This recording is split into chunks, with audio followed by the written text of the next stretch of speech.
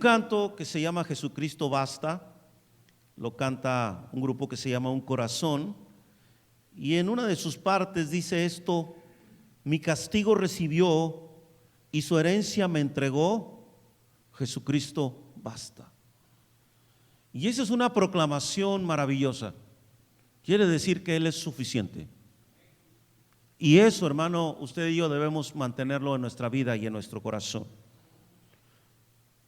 Y hoy quiero hablarte de eso, que Jesucristo es suficiente.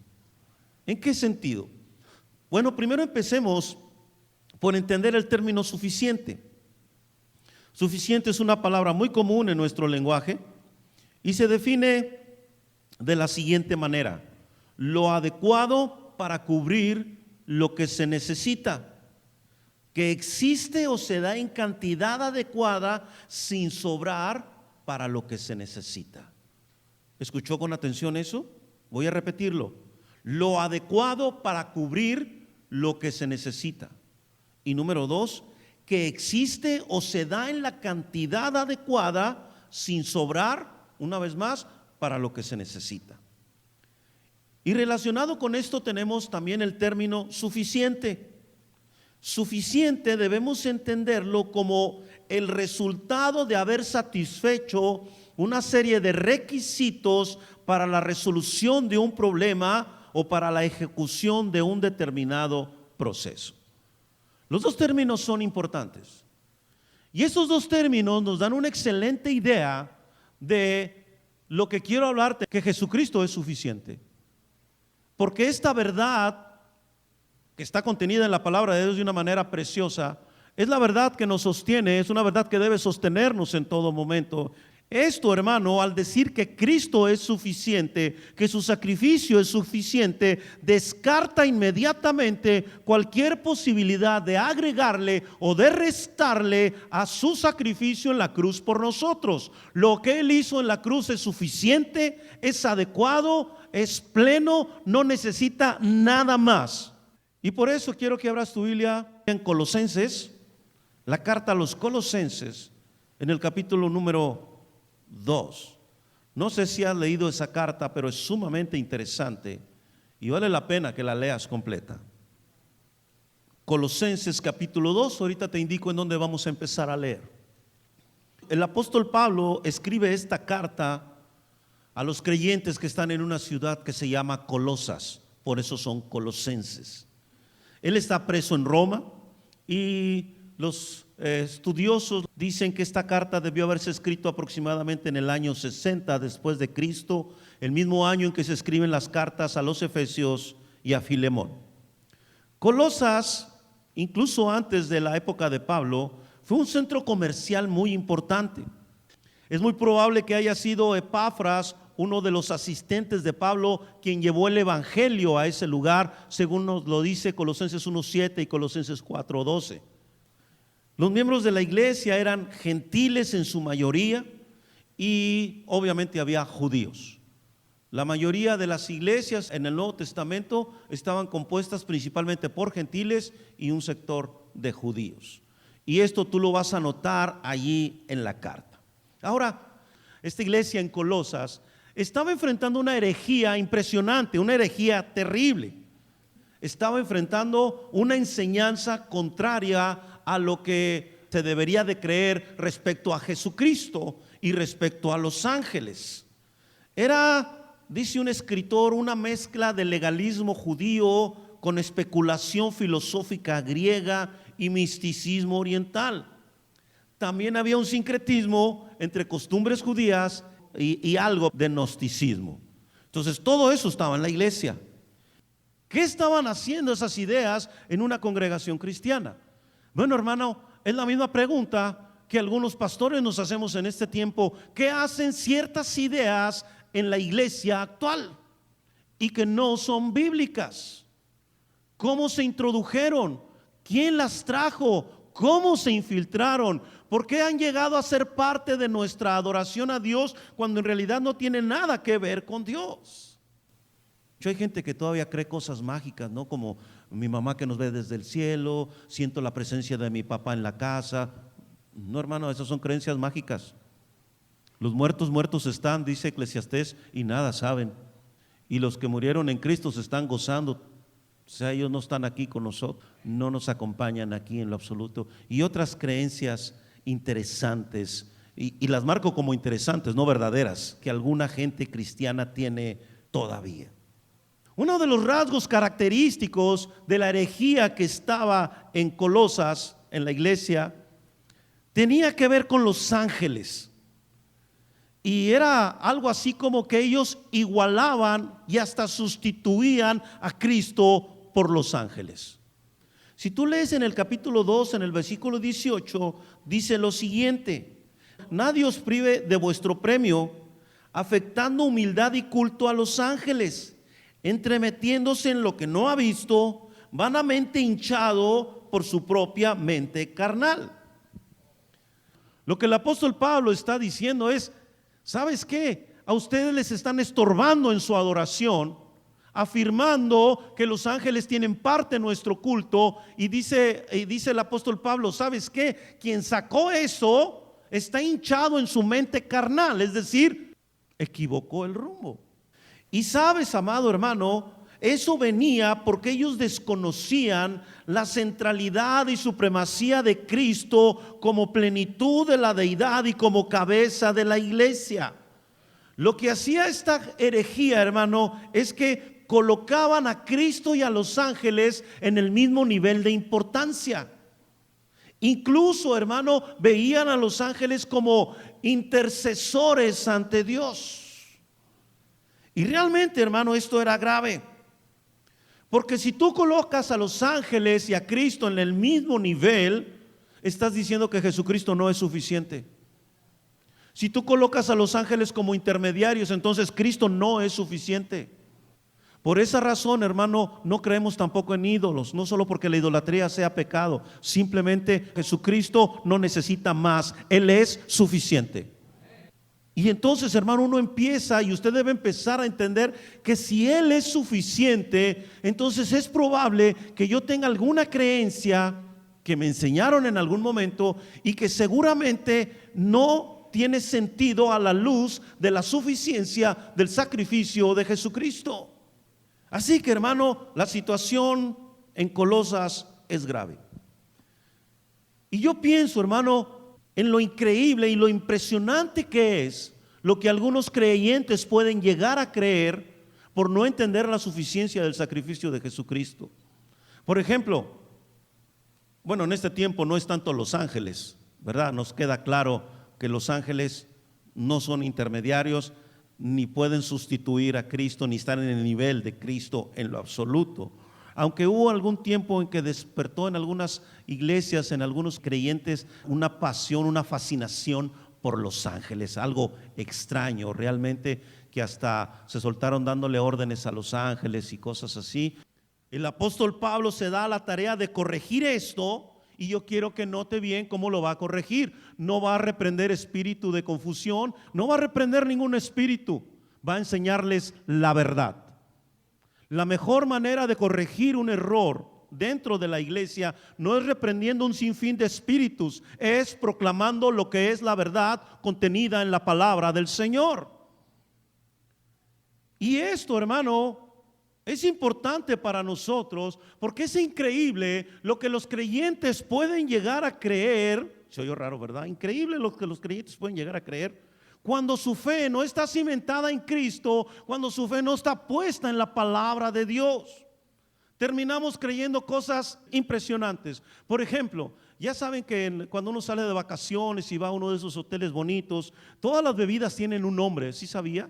Aunque uno no se las tome, no sé qué haga usted, no vamos a meternos en eso ahorita, será tema para otro sermón, pero bueno, tienen nombres, ¿verdad? Y bueno, alguien nos trajo una bebida que se llama maldiciones generacionales y nos la bebimos sin preguntar nada. Posteriormente alguien llegó con una bebida de decreta y declara y nos la bebimos sin preguntar nada. Y alguien más llegó con otra bebida que se llama vamos a quitarle al diablo lo que nos robó y nos la bebimos sin preguntar nada. Y es que es impresionante, hermano, todo lo que hay en la actualidad. De hecho es una locura, porque ahora tenemos iglesias hipster, tenemos el humor como base del mensaje, tenemos cultos contemporáneos, y con ello me refiero a cultos con muchas luces hacia ustedes, y luego atrás, mientras el pastor está predicando, les pasan videos y les ponen ahí a Luis Miguel y todo ese asunto. Bueno, creo que no ponen a Luis Miguel, pero sí les ponen ahí otras cosas, ¿no? Para que mantengas la atención. Eso le llaman culto contemporáneo. Hay una teología progresista, hay iglesias inclusivas, y también, hermanos, está la psicología, que se le ha dado un poder impresionante para solucionar nuestros problemas. Hermano, Cristo es suficiente. Claro, alguna de esas cosas, la psicología tiene algún valor en nuestra vida, pero no es la solución, no es la panacea para solucionar todo cuanto nos pasa, y menos los problemas espirituales. Eso, el único que los puede resolver es Jesucristo, nadie más. En Cristo tenemos todo lo que nuestra vida necesita, y cuando digo que todo, es todo. Y ahorita Pablo lo va a mostrar a los creyentes de Colosas. Por eso, hermano, cuando uno no revisa la palabra de Dios, cuando uno no entiende la suficiencia del sacrificio de Cristo, por eso, hermano, andamos enterrando Biblias. ¿Sí saben, no? Hay gente que entierra Biblias. Tenemos dagas ungidas. Hubo alguien que llevó una daga ungida y la clavó en el Himalaya, que porque ahí estaba el trono de Satanás. ¿Y sabes qué pasó? Nada, las cosas siguen igual de peor. Pero estamos creyendo cosas hasta mágicas. Estamos adoptando, hermano, creencias que no son reales, porque nosotros no hemos visto la palabra de Dios. Se subieron en una avioneta unas personas y fueron a esparcir aceite en poblados que están lejos. O sea, ¿qué nos pasa? O sea, ¿en qué mundo vivimos ahora? ¿De dónde sacamos toda esta magia, todo este asunto mágico? O sea, las vidas de las gentes no van a cambiar porque derramemos aceite desde los cielos. Van a cambiar cuando bajemos con ellos y les prediquemos el evangelio, pero no porque echamos aceitito. Le estamos dando un valor al aceite que la Biblia jamás le da. Algo claro de lo que está enfrentando Colosas, lo que están enfrentando los creyentes, los colosenses, está sucediendo también en nuestro tiempo, y no hemos abierto los ojos. Necesitamos abrir los ojos y darnos cuenta que lo que Cristo hizo en la cruz es pleno para la vida de toda persona que con fe y arrepentimiento se acerquen a Él. No nos hemos dado el tiempo para analizar seriamente estas y otras cosas de las que mencioné, y no nos damos cuenta de lo mucho que afectan la suficiencia del sacrificio de Jesucristo, y necesitamos reaccionar. Versículo 6 del capítulo 2 de Colosenses.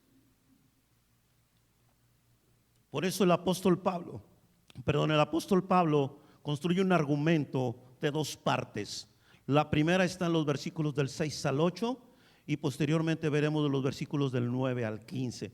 Tenga paciencia, porque es muy importante que escuche esto. Por tanto, de la manera que habéis recibido al Señor Jesucristo, andad en Él. Lo que el apóstol Pablo está diciendo aquí es un llamado a permanecer firmes en la fe. Y esto tiene que ver con mi disposición. Lo que está diciendo el apóstol Pablo es la misma solicitud, la misma fe, la misma docilidad que mostraste cuando entregaste tu vida a Cristo y reconociste que eras un vil y desgraciado pecador, y Cristo vino a tu vida. Toda esa disposición de tu corazón es la misma que debes de seguir teniendo para caminar en la vida que Él quiere que tú vivas. Es lo mismo, hermano. El mismo corazón que me llevó a entregar mi vida a Cristo es el mismo corazón que necesito para seguir caminando en sus pasos, viviendo una vida que le agrade a Él. Es lo primero que el apóstol Pablo les dice. Muestren exactamente lo mismo. Versículo 7, vienen algunos términos importantes. Arraigados y sobreedificados en Él y confirmados en la fe, así como habéis sido enseñados, abundando en acciones de gracias. Mira, los términos que están aquí realmente son acciones que todo cristiano debe de tomar. Primero, arraigados. Esto viene de un término griego que significa echar raíces profundas, y se refiere a algo que debió haber sucedido ya, pero que tiene efectos actuales. Es decir, hermanos, que Pablo da por hecho que desde el momento en que uno entrega su vida a Cristo, uno tiene que empezar a echar raíces profundas. Uno tiene que empezar a afirmarse en la fe. Entonces, hermano, se espera que uno como creyente haya tomado esa acción y depende de nosotros. Por eso también dice sobreedificados, que quiere decir que cada creyente es responsable de su crecimiento en Cristo. Es decir, ya hay un fundamento. Yo sobreedifico en él, es decir, yo construyo sobre él, construyo sobre Jesucristo. Y entonces usted es responsable de su vida espiritual. Usted no puede culpar a nadie de no haber crecido en Cristo. La responsabilidad es suya. Por eso dice, me arraigo, me sobreedifico. Es decir, yo mismo estoy buscando crecer en el Señor. Y luego el siguiente término, confirmados en la fe. Esto, hermano, como lo anterior, es una acción continua y permanente. Es decir, busco crecer de continuo y constantemente. Y confirmados significa tener algo sólido, hacer que algo ya no se pueda mover porque está firmemente asegurado. Una acción continua y permanente. Y entonces te das cuenta de lo que Pablo espera que sea nuestra fe en el Señor. Que estemos tan arraigados, tan plantados en nuestra fe, confianza en Dios, su palabra, quién es Jesucristo, que venga lo que venga, no pueda movernos. De hecho, el versículo 7 termina de una manera preciosa. Es como un canto de alegría. Y dice que ¿qué tiene que pasar con las acciones de gracias? ¿Deben qué? Abundar. ¿Sabes, amado hermano? Nuestras acciones de gracias van a abundar cuando nuestra vida esté cimentada en Cristo. ¿Sabes por qué? Porque cuando tu vida está cimentada en Cristo, venga lo que venga y pase lo que pase, vas a ser agradecido.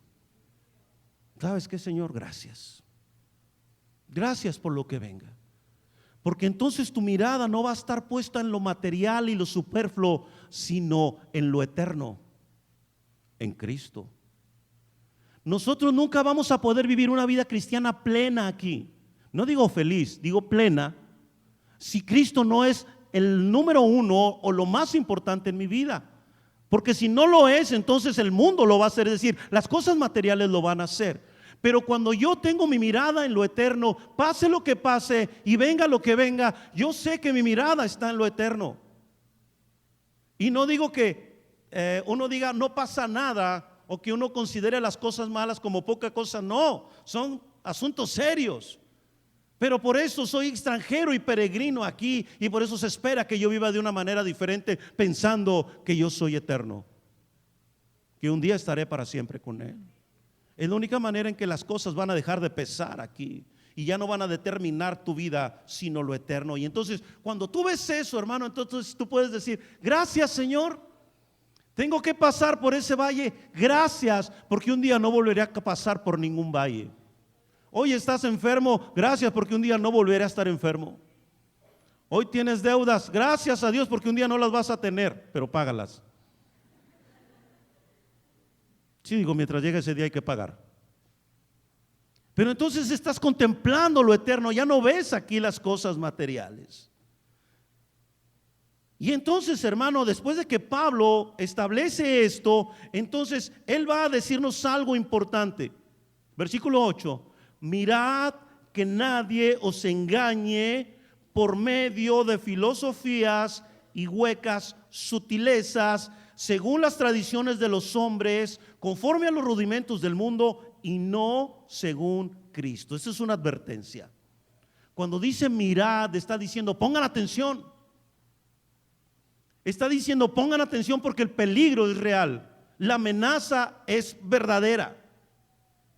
La idea completa cuando dice mirad que nadie os engañe, implica esto: ser llevados como presa para ser devorados. Y eso es lo que ha hecho mucha gente. Están llevando a otros como presa con sus enseñanzas nada bíblicas y están devorando a la gente. Y lo hacen por medio de ¿qué? Filosofías y huecas sutilezas. En los tiempos de Pablo, hermanos, filosofía no se usaba como actualmente la usamos. Muchas veces era para ocultar un sincretismo religioso, mágico, supersticioso. Y entonces por eso habla de huecas sutilezas, es decir, cosas engañosas que en realidad son vacías. Vamos, tan sencillo como alguien dice: oye, es que yo oí ruidos en la casa. Son demonios. Primero tiene que asegurarse si son ratones o cucarachas, que no vaya a hacer eso. Pero inmediatamente hay gente que son demonios. Y pareciera, hermano, que también hay una fascinación actual por todo lo diabólico, ¿no? Y entonces hay la gente anda echando demonios de todo tipo, o sea, espíritu de una cosa, espíritu, bueno, echan hasta espíritu de gordura afuera, o sea, no han logrado mucha cosa, ¿verdad? Porque la gente sigue igual, pero también. Y otra vez, hermano, vuelvo a lo mismo. Si tú revisas el Nuevo Testamento, te vas a dar cuenta que las problemáticas que enfrentaban los cristianos, la problemática que enfrentaban los creyentes, Pablo jamás llamó a la gente a echar fuera espíritus de alguna cosa como se hace actualmente. ¿Sabes cómo lo corrigió? Con la verdad. Porque conocerás la verdad, que es Jesucristo, su palabra, y eso te liberará. ¿Por qué, hermanos, no seguimos el ejemplo de Pablo, de la Biblia? Y vamos, piensa en cuando le escribe a los Corintios, piensa, hermano, cuando le escribe a los de Éfeso, piensa cada iglesia cómo corrigió Pablo los errores. Y nosotros, hermanos, hacemos hasta cultos donde todo el mundo grita y están echando fuera de la ciudad de Monterrey el espíritu de violencia. Eso se va a acabar cuando prediquemos el evangelio, no cuando reprendamos los demonios. Porque el sacrificio de Cristo es suficiente, y el nombre que vamos a anunciar es un nombre que está sobre todo nombre, y ante ese nombre se debe doblar toda rodilla y se debe doblar todo nombre, el nombre que sea se debe doblar ante Jesucristo. Si no vamos en nuestro nombre, vamos en el nombre del Rey de Reyes y Señor de Señores, o si a usted le gusta el asunto judío, el nombre de Yahvé, de Yeshua, nombre sobre todo nombre. Entonces, hermano, no podemos meternos en ese tipo de situaciones, filosofías y huecas sutilezas. Y dice el apóstol Pablo, según tradiciones de los hombres, es decir, según ideas humanas, conforme a los rudimentos del mundo, es decir, tomamos cosas del mundo y las queremos meter acá. Por ejemplo, una cosa que se infiltró tremendamente en las iglesias fue la metafísica. Los metafísicos siempre han creído que hay un poder en tu boca, que tú lo declaras, eso es lo que va a suceder. Por eso también no puedes decir ni siquiera me voy a morir de la risa, porque te puedes morir de risa. Eso es lo que ellos creen, pero eso no está acorde con la Biblia. Tienes que entender esto, tú no tienes el poder en tu palabra para cambiar tu entorno. Si tuvieras ese poder, Nuevo León desde hace mucho sería otro asunto, pero no lo es. Y todo ese mundo de decretadores y de declaradores y esos que dijeron que iba a pasar no sé cuánta cosa. De hecho, hubo hasta un supuesto apóstol que dijo que Radamel Falcao, cuando se lastimó, iba a estar sano para jugar el mundial, y no estuvo sano, y lo decretó no sé cuántas veces. Hermano, ¿cuándo llegamos a creer esas cosas? ¿Qué poder hay en nosotros? Ninguno. Es Jesucristo, es su Espíritu Santo quien mora en mí, el que hace las cosas. Pero por otro lado, recuerda que Dios sigue siendo soberano, y que Él sabe lo que es mejor, y que Él sabe cuándo, y que Él sabe cómo. Él es soberano. De tal manera, hermano, que no tendríamos entonces que creernos todas estas cosas, sino volver a la Biblia y revisar si hay algún ejemplo, si hay alguna idea que la Biblia nos deje allí. Y obviamente, si tú alteras la interpretación bíblica, puedes encontrar hasta ovnis aquí. Sí, sabes que el relato de Ezequiel, en el capítulo 1, los que creen en los, ¿cómo le llaman? A los alienígenas ancestrales, en los viajeros en el tiempo y todo eso, ellos creen que lo que dice en Ezequiel es un ovni, porque tenía ojos por todos lados y se movía para adelante y para atrás. Y entonces ahí hay un ovni. De hecho, el carro de fuego que arrebató a Elías es un ovni. Sí, claro, o sea, si violas todas las reglas de interpretación bíblica, la Biblia va a decir lo que tú quieras que diga, ¿sí? Pero no es así, hermano. Tenemos que honrar la palabra de Dios. Dice el apóstol, Sigue diciendo, a partir del versículo 9, él va a hablar específicamente de Jesucristo, de lo que tenemos en Él y de quién es Él. Y lo primero que el Pablo establece es lo siguiente: porque en Él, en Cristo, habita corporalmente toda la plenitud de la deidad. Lo que Pablo está diciendo aquí es que Jesucristo es Dios mismo.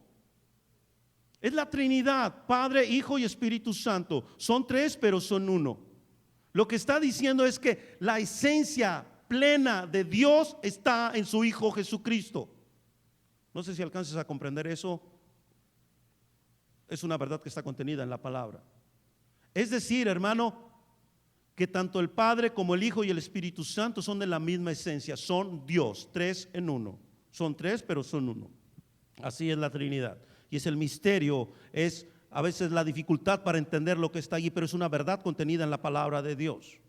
Entonces Pablo dice, ¿sabes qué? Cuando hablamos de Cristo no estamos hablando de un ser espiritual, no estamos hablando de alguien que se pueda comparar con los ángeles, no, estamos hablando de Dios. Es lo que él establece ahí, versículo 9. Y luego en el versículo 10, mira lo que dice: y vosotros estáis, ¿qué, hermano? Dice ahí, estáis completos, ¿en quién? Entonces, ¿qué necesitas? ¿Qué tipo de ritual necesitas para liberarte de no sé qué cosa?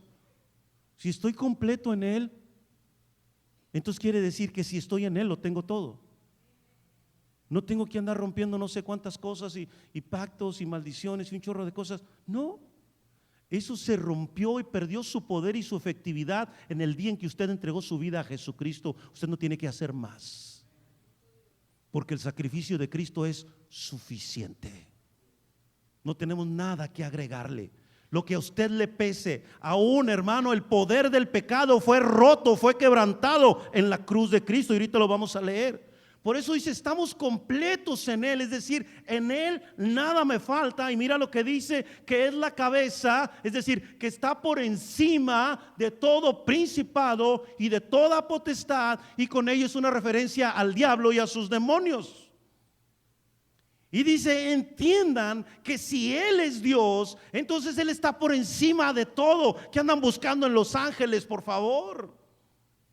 Y es lo que nos dice a nosotros: si en Él lo tenemos todo, ¿qué andas buscando fuera de Dios? No, es que mira, voy a ir para que me hagan un tratamiento. Alguien que va a ayudarte, pero va a ver cómo tienes acomodadas las cosas, va a ver qué colores hay, porque hay colores positivos y negativos, y vamos a ver si lo que tienes a la entrada de tu casa realmente armoniza con lo que tienes más atrás. Eso se llama Feng Shui. Chale, acomodamos las cosas donde cabe, ¿no es cierto? ¿Quién se va a andar preocupando de, ¿y por qué tiene esto aquí, el horno de microondas? ¿Por qué lo tiene arriba de la tele? Pues ahí cabe. Bueno, pero ahora son más delgadas las teles, ¿verdad? Pero hay gente que cree eso, y la verdad, hermanos, es que no va por allí. En Cristo lo tengo todo, absolutamente todo. Y por eso el apóstol Pablo lo está manejando de esta manera. Versículo 11: en Él también fuisteis circuncidados con circuncisión no hecha a mano, al echar de vosotros el cuerpo pecaminoso carnal en la circuncisión de Cristo. Lo que hace Pablo es hacer una analogía de la circuncisión en el Antiguo Testamento con la obra de Él cuando purifica nuestro corazón. Así como hay una parte del cuerpo físico del hombre que tiene que quitarse porque genera contaminación, dice, así también Cristo, con su muerte en la cruz, lo que estaba en tu corazón y te impulsaba a pecar, perdió su poder sobre ti, y ahora tú puedes controlar tu carne y tú puedes hacer morir tu carne por medio del Espíritu Santo que mora en ti. Usted no tiene que ser esclavo de su carne, usted no tiene que ser esclavo de sus impulsos. Conforme más alimente su espíritu, más va a controlar esas cosas. El problema, hermano, es que si usted alimenta su carne, pues va a engordar. Pero el día en que alimente su espíritu, su carne va a morir inmediatamente, porque ya no va a hallar cabida para controlarlo. Si usted es una persona que todavía dice malas palabras, es porque su carne todavía tiene demasiado poder en su vida. Pero entienda que Cristo es tan suficiente que el día en que usted rinda completamente su vida a Él y le ceda su voluntad a su voluntad, a la de Él, entonces esa carne va a perder poder sobre usted y ya no va a poder controlarlo jamás. Tan suficiente es su sacrificio que así se lo digo, jamás va a volver a controlarlo. Así que, hermano, Pablo les dice que todo lo que necesitan está en Él, incluso el poder para vencer su carne. Versículo 12: sepultados con Él en el bautismo, en el cual fuisteis también resucitados con Él mediante la fe en el poder de Dios que le levantó de los muertos. Lo que dice aquí el apóstol Pablo es que aún el bautismo es un símbolo de lo que ha pasado en ustedes. Cuando te sumergen al agua, mueres al pecado. Cuando sales del agua, resucitas a una vida nueva. Es simbólico. Entonces dice el apóstol Pablo, ¿sabes qué? O sea, moriste ya a tu antigua vida y ahora resucitas a una nueva vida. Lo que está diciendo es que el sacrificio de Cristo te resucita a una vida nueva, abundante y diferente. ¿Por qué te vas a conformar con seguir viviendo la vida que vivías antes, cuando tienes una vida plena en Él? Y esto no sucede por el bautismo en sí mismo, y el apóstol Pablo lo deja ver allí. Dice mediante la fe en el poder de Dios. Porque el bautismo en sí mismo no tiene poder, es un símbolo solamente, y nuestra fe ha sido puesta en Cristo, en Dios.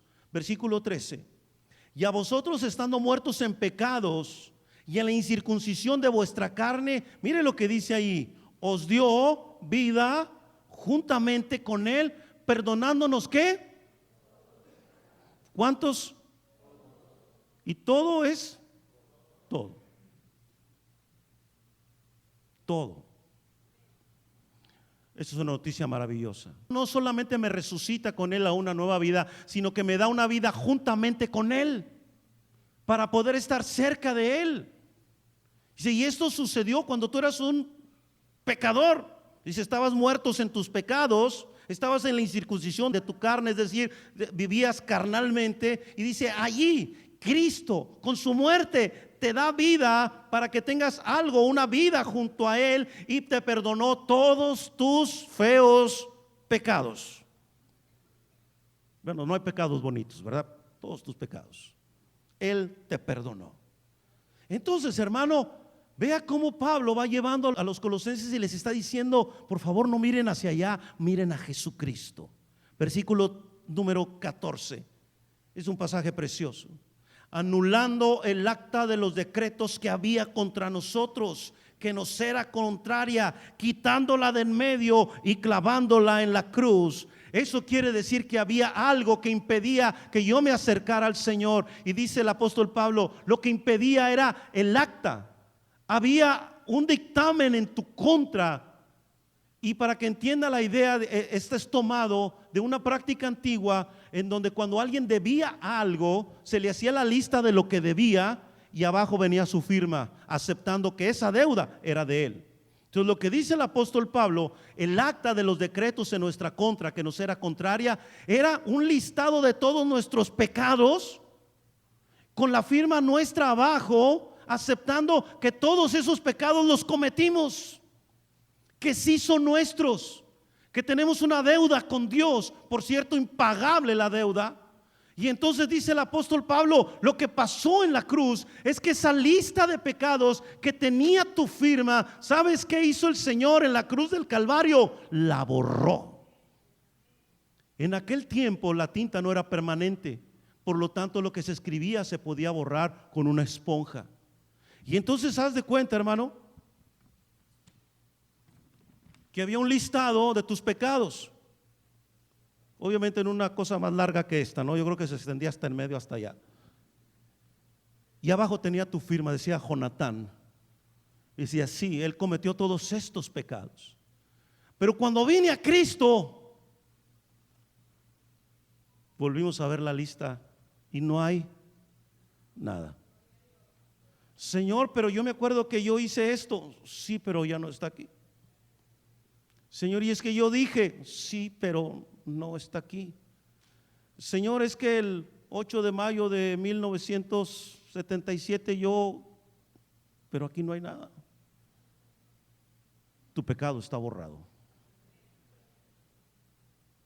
Esa es la suficiencia también del sacrificio de Cristo. Nuestro pecado está borrado en Él, y eso es glorioso. Borró nuestra deuda por medio de Jesucristo. No quiere decir que no había, sí la había, pero Él la pagó. Y cuando dice que la quitó del medio y la clavó en la cruz, es otra práctica antigua, en donde los delitos del condenado a morir en la cruz se escribían en algo y se clavaban junto a la cruz, ahí la ponían en la cruz. Entonces, haz de cuenta que lo que Jesús dijo, déjame darte otra vez un ejemplo. Esa es tu lista.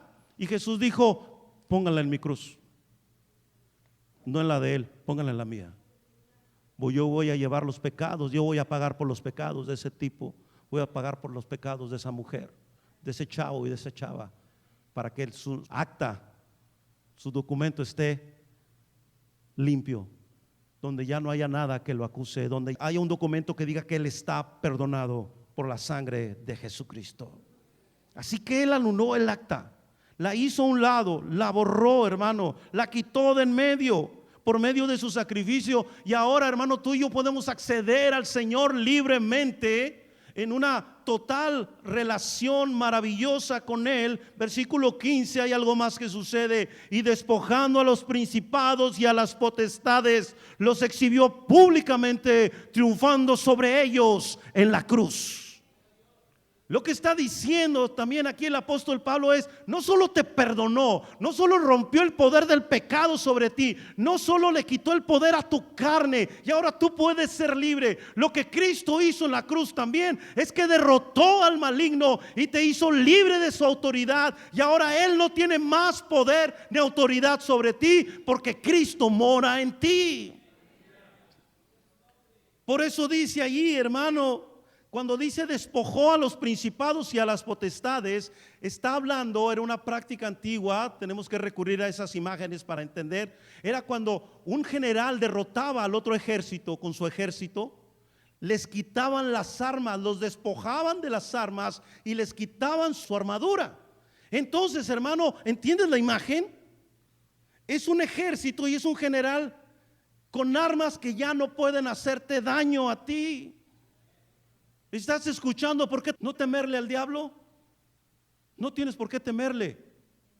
Está derrotado en el nombre de Jesucristo. Él no tiene más poder ni autoridad sobre ti. Quiero que entiendas eso. No debes de sentir ese temor o que alguien venga y te diga: no, es que todavía el diablo te tiene bien tomado. No, hermano, usted es libre en Cristo.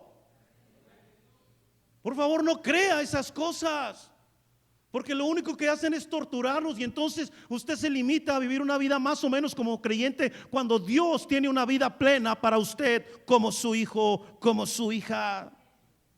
Así que, hermano, cuando dice que los expuso públicamente, la idea es que los expuso a la vergüenza pública. Es decir, que cuando Cristo está muriendo en la cruz, no está sucediendo lo peor, es la gran victoria de nuestro Señor sobre el pecado y sobre el diablo. Y el diablo pensaba que estaba ganando, cuando en realidad el diablo estaba siendo exhibido en una vergüenza pública, porque en una cruz, en una terrible cruz, el Señor lo derrotó. Gloria a Dios por ello. Y también hay otra imagen ahí cuando dice esa vergüenza pública. Era la costumbre de que el general vencedor ataba al general vencido a su carruaje y a su ejército y los hacía desfilar por toda la ciudad.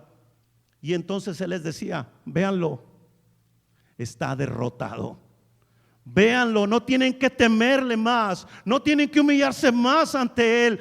Y lo que el Señor está diciendo es que con su muerte en la cruz el diablo está vencido, sus demonios están vencidos. Ustedes no tienen por qué seguir sujetos a ellos, porque yo los he derrotado con mi muerte en la cruz. Somos libres en Cristo Jesús de toda opresión del maligno. Por eso cuando te digo que el sacrificio de Cristo es suficiente, es porque en realidad lo es, hermano. Póngase de pie, vamos a orar. Señor Jesús, gracias por tu sacrificio en la cruz. Sacrificio pleno y suficiente. Sacrificio que nos ha dado vida. Sacrificio, Señor, que ha perdonado nuestros pecados, que está limpiando nuestra vida, que nos está perfeccionando en el Señor. Oh Dios, gracias. Gracias, Señor. Todo este culto, Señor, hemos proclamado esa victoria tuya en la cruz. Todo este culto, Señor, hemos dicho que tú eres suficiente. Lo dijimos en nuestros cantos, lo hemos dicho a través de tu palabra, Señor. Hemos proclamado, Señor, tu victoria, que ahora es nuestra victoria. Hemos proclamado que tú has vencido y tu victoria es suficiente también. Señor, esta iglesia que está aquí, este pueblo tuyo que está aquí, Señor, cuando decimos que somos más que vencedores por medio de aquel que nos amó, eso es una verdad que nadie puede contradecir. Cuando dice que el Hijo nos ha libertado a los que estamos aquí, somos verdaderamente libres. Y cuando decimos, Señor, que estamos perdonados, que nos has perdonado todos nuestros pecados, eso es verdad por el sacrificio de Cristo. Y cuando dice que nada puede atarnos más, porque Cristo rompe cualquier cadena, porque cuando tu vida está cimentada y está arraigada en Él, eso pasa, entonces es cierto. Y si dice su palabra que Él expuso a los principados y a las potestades públicamente, triunfando sobre de ellas en la cruz, eso es cierto. Cristo venció. Sea la gloria, Señor, a ti sea la honra, Señor. Que esta verdad, Señor, gobierne nuestra vida. Que en esta verdad esté puesta nuestra fe. En esta parte de tu palabra donde Pablo le explicó a los colosenses esto maravilloso. Allí esté nuestro corazón, allí esté nuestra fe, allí esté nuestra vida. Que el amor tuyo, que la gracia de Jesucristo y la comunión del Espíritu sean con cada uno de nosotros hoy y siempre. Amén, Señor. Amén.